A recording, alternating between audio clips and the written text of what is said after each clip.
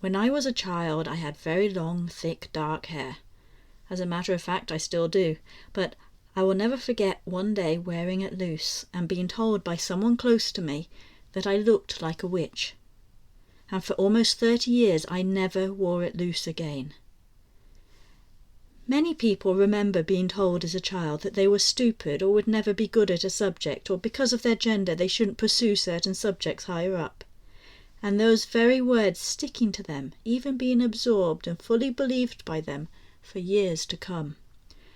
And what about you? Were you ever told something as a child that stuck with you for years to come? Possibly even restricting you on reaching your potential?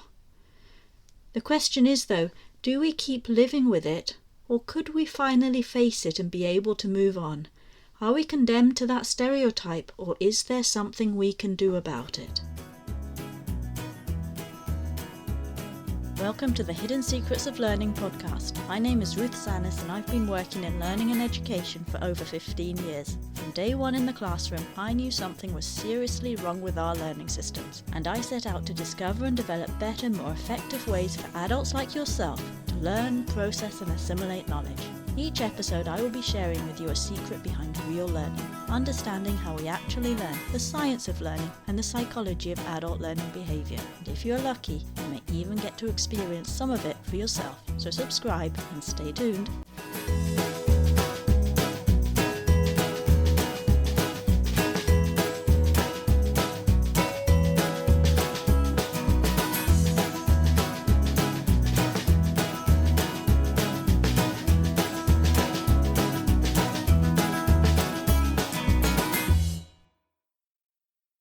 Today's episode is simply called It's Time to Face Your Learning Demons.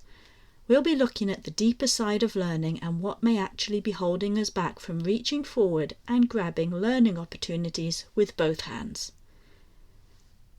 The power of belief. When we are learning, you wouldn't believe it how much things are in our head. Sorry, that pun was intentional. I'm someone who likes to learn, and I'm constantly learning how to do new things I couldn't do before. And part of that is because that's how we always did things when I was growing up. And part of that is I like the challenge of learning the impossible, and I like the satisfaction of achieving something with your own hands. Sure, people are always impressed when they find out you did something yourself, but that's not the thing which gets me. Invariably, and the conversation runs like this every single time without fail, whenever I tell someone something was actually easy, and they could do it themselves too, even that I could help them, you immediately see a sense of panic glaze over their eyes, and they start moving their hands side to side in that motion to say no. Every single time, followed by, and this is what I constantly heard when living in Paris, non, c'est parce que vous êtes doué, or no, it's because you're clever. But it was constantly on my mind, why this incessant belief that you can't do something, that you're not clever, that you have to be clever to do something? I couldn't understand it because all that matters was you wanted to do something and you were willing to give it a go. For me, that was the magic formula. Then when I went back to university for my first master's degree in adult learning and educational psychology, I started to get some answers. We did this one class on psychology of motivation and we were each given a topic to work on. For some reason no one wanted the topic I got, but it was right up my street. I had to write a paper on learned helplessness. This is a subject in itself and will be part of a future episode, but we'll talk a little bit about it here. You see, learned helplessness is a feeling of being totally, or almost, powerless in a given situation. It's the conviction that whatever effort is put in, the result will always be negative.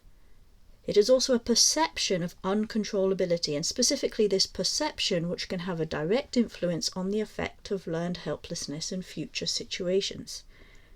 Notice those three words? Feeling, conviction, perception. We are not talking about actual helplessness such as we see in a baby. We are not talking about incapacity or physically being unable to do something. No, we are talking about a perception and a belief that we cannot do something without even giving it a go. Many times this learned helplessness can date back to our childhood. Somebody tells you something negative about yourself or your abilities, and in internalizing it, For some people it becomes a core belief, almost a form of identity. However, this links us to a further factor in addition to the concept of helplessness. And to understand it, we need to look into the world of child psychology this time. Years ago, I was working with an excellent psychologist. She'd actually been behind primal psychology. I'm not sure if we can say that exactly, but she'd basically headed research into psychology based on some of the earliest cave paintings. Really, really fascinating stuff. So anyway, she explained to me how children develop psychologically speaking, and how when as children we are faced with ideas or concepts we don't understand yet, or that create even a mild form of trauma in our minds, chances are in development we have not reached a level of psychology adequate enough to deal with that trauma. Death-related issues can be one such classic example, and if at those points of trauma we do not receive the necessary help and support to work through it, there is actually a significant risk of remaining stunted at that point of growth, psychologically speaking. And this is why some of our most irrational fears can be traced back to those moments of trauma in our childhood, when we weren't necessarily given the adequate tools to deal with it and grow past it. In effect, they become points of stunted growth, as if bound and unable to grow, or growing in a deformed way, which obviously we don't notice because it is all on the inside and also becomes part of our normality. A case in point could be the example I gave at the outset. Who knows if the person telling you you were stupid was actually joking or not? As a child, you didn't have the capacity to differentiate. All you know is you internalized it and it followed you for many years to come. Contrast that with someone saying the same words to you as an adult. Sure, the words might hurt, but the probability you internalize them in the same way and that they have the same level of impact is very, very slim. Contrast a child constantly being laughed at for speaking their parents' native language badly with an adult being laughed at as they try to start speaking a foreign language. Neither situation necessarily pleasant, but who is more likely to process the negativity better? Gender issues can also be at play. Studies have shown that among adolescents with identical grades in science or math, girls are still significantly more likely than boys to be discouraged from pursuing those subjects, being told they aren't smart enough to study them. Contrast an adolescent girl being told she wasn't smart enough to study to become a doctor, or a boy being told he couldn't be a midwife. Contrast this with an adult woman trying to enter a predominantly male work sector, or inversely an adult man wanting to enter a predominantly female work sector. Who is more likely to move past it? So yes, these may be factors why now today we as adults still have complexes about various things, and more specifically complexes about learning. The question now is, what can we do about it? Well, if you've listened this far, and as you've listened, if you've related the various points to your own personal experience, which incidentally is a key way to retain knowledge and make it usable in the long term, then you will already be a good part way there. Because the first key is understanding how we got to a point in the first place. Now, we should know at this point that each of us are unique and no two people have an identical past. Some things you've been through may be too painful to dig into or may need professional help or guidance. And our decision to dig deeper or not should always remain a personal one and can and should never be judged either way. So, by way of what next, I'm going to share with you something deeply personal. What I'm sharing here is my personal story, my personal journey from some of my most difficult moments. It's for you to take away what might work for you. Just please don't be too judgmental. So, I've always found when it comes to learning and achievement that even if I had a tendency to get good grades, even very good grades, in the process leading up to each and every assignment, and this applies even outside of a formal learning context, I would systematically go through a phase where I felt I had failed and that I had screwed everything up. And this could last anywhere from just a few hours to significantly longer. I would even fear being caught out and getting into big trouble for even small mistakes. At times even a sense of panic was set in. I also felt voiceless, like no matter how hard I tried, how good I was, no one would listen to me, no one would see the value of my work, always being attracted to those who shouted louder than me. It was really all I had known, but it was around this time when I'd been through some pretty difficult stuff, and decided to get outside advice, that things really reached a head. And I remember I had a week off and I went and I found a place to stay. A really beautiful house. The homeowners were really nice and friendly. But I had a lot going on and I just needed to be alone. And I ended up pretty much locking myself in my room for 3 whole days. Yeah, I was the quietest house guest ever. And I just spent that time thinking and writing and feeling. Everything that went through my head I put on paper.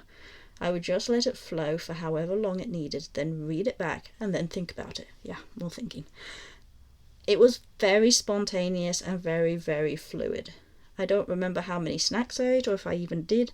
I just remember sneaking down to the kitchen around midnight to quietly make myself something to eat. But anyway, in this way I covered many, many different topics and themes and feelings. Anger, guilt, frustration, hatred, confidence, need, fear. Fear. That was the nut which cracked them all. Fear. I listed everything I was afraid of. Small, big, medium. The list went on and on. And then I read it back. And each and every one of those fears had a common factor. Fear of getting it wrong. Fear of not being good enough. So then I started thinking again, where could that have come from? And suddenly everything fit into place. I mean, everything literally fit into crystal clear place. And it came down to art. What do I mean, art? Well, if you've been following me on Instagram, you'll know by now that I'm an artist at heart. And the art is a pretty big part of my life, be it through photography, food, creating desserts, designing and making clothes and jewellery, writing. In whatever form it takes, in whatever form it comes, I have this incessant need to create and make art. So, in delving into the past, a recurrent image or scene in my head was me sitting at the dining room table drawing or painting, thinking I'd done a pretty good job, but then a close family member coming into the room, either taking my pencil out of my hand or even worse, holding their hand over mine, and in saying, look, you should do it like this, they would proceed to completely redraw the whole piece over my original work. And I know every time as I saw the dark lines appear over my work, my heart would sink, because I knew once again I just hadn't been good enough. I still have that old art book from school. The pictures in it are actually pretty good, but they are all haunted by the trace of dark, dark lines telling me I'm not good enough. And so as I sat looking through my list of fears, this was the exact image going through my head. And that's when it suddenly dawned on me. Talk about light bulb moment. This was a light bulb moment in full fluorescent technicolor. I suddenly realized that in the absence of that family member in my life, and thus the constant reminders, yes, but you should do it this way, or yes, but I would do it like this, in reality saying I was not good enough.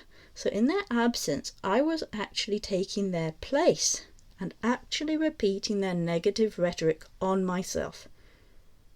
I completely stopped dead in my tracks. Without going into too much detail, as it is a sensitive and personal topic, I had always hated the way they had used negativity and negative emotion to manipulate people, and had always vowed since I was a little kid never to repeat such behaviour on anybody. Ever.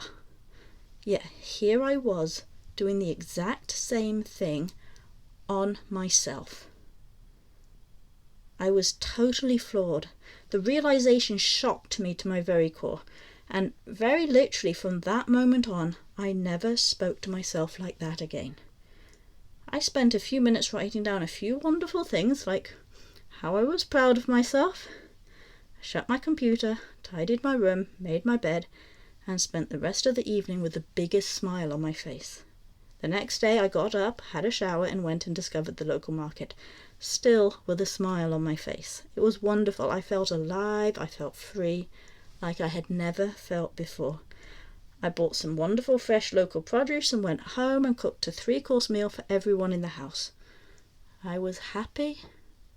I was free. And I've only continued to grow from then forward.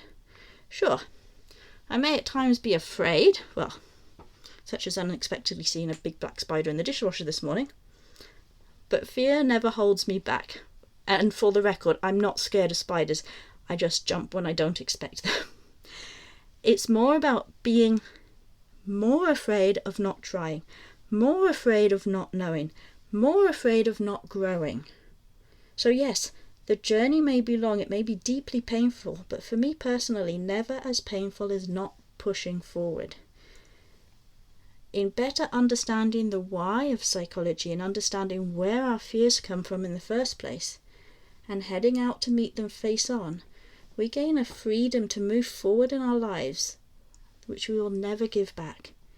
We gain the key to reaching even greater potential we never dreamt possible. And why? Why is that so? Because we weren't too afraid to stand up and face those damn learning demons. So here's to facing yours. For more information about the science of learning or to get in touch about collaboration on your learning projects, go to www.ruthzannis.co. That's www.ruthzannis.co.